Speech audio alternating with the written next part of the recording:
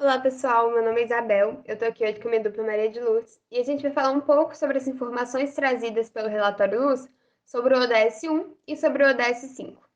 E a gente vai dar um enfoque maior sobre a situação das mulheres.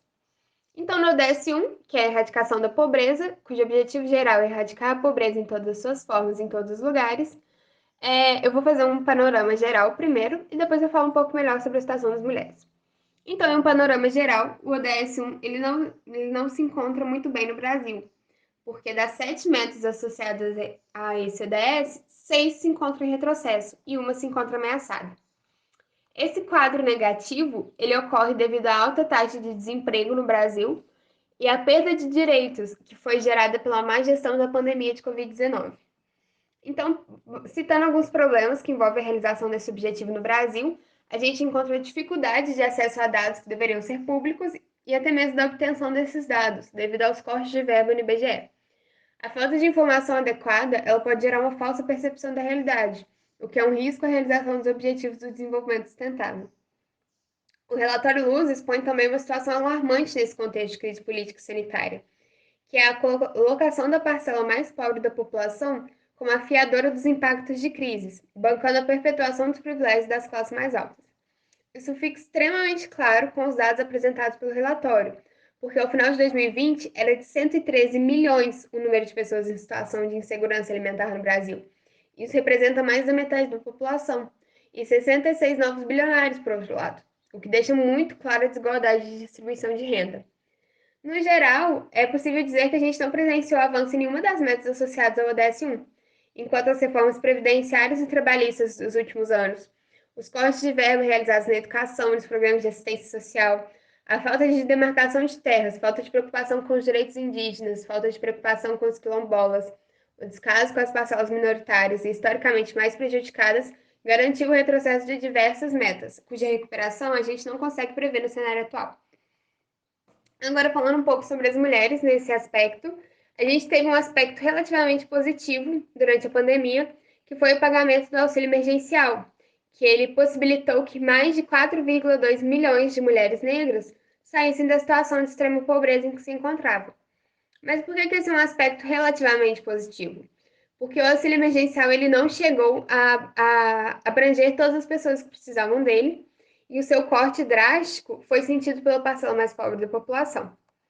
Uma outra informação importante sobre a situação das mulheres em extrema pobreza no Brasil é que antes da pandemia, a pobreza extrema já afetava 33% das mulheres negras, diante de 15% das mulheres brancas. E agora, após a pandemia, a expectativa é de que o percentual suba para 38% das mulheres negras e 19% das mulheres brancas.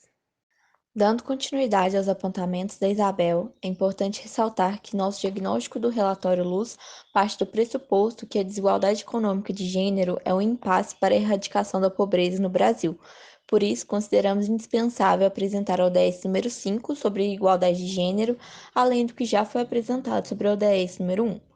Para entender esse recorte particular, analisamos principalmente dois objetivos específicos: o 5.4, sobre reconhecer e valorizar o trabalho de assistência e doméstico não remunerado através de serviços públicos, infraestrutura e política de proteção social,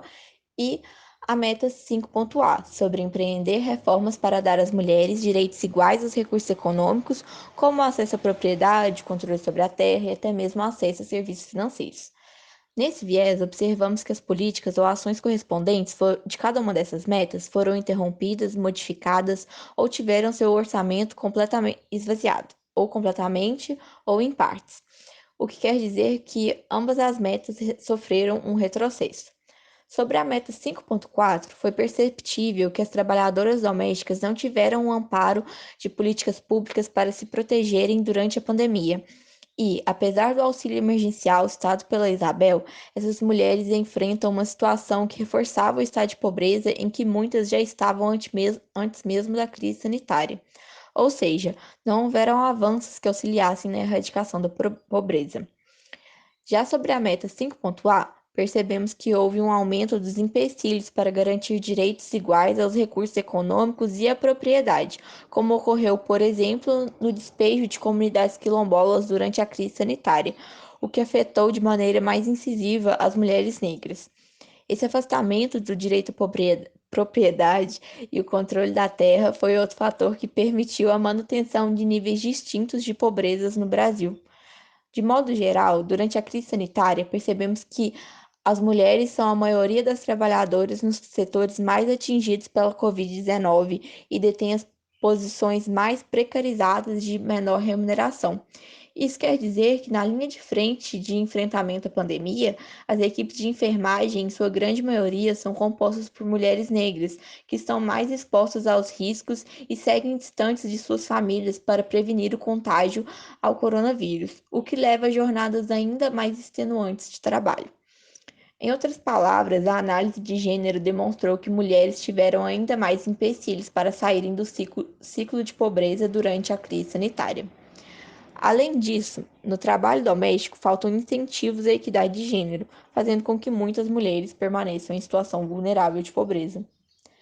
Disso tudo, em resumo ao que foi falado, é importante pontuar que nós acreditamos que acabar com a pobreza em todas suas formas é uma meta que está diretamente vinculada à erradicação da desigualdade de gênero econômica, mesmo que o relatório Luz não tenha demonstrado avanços significativos sobre esse aspecto.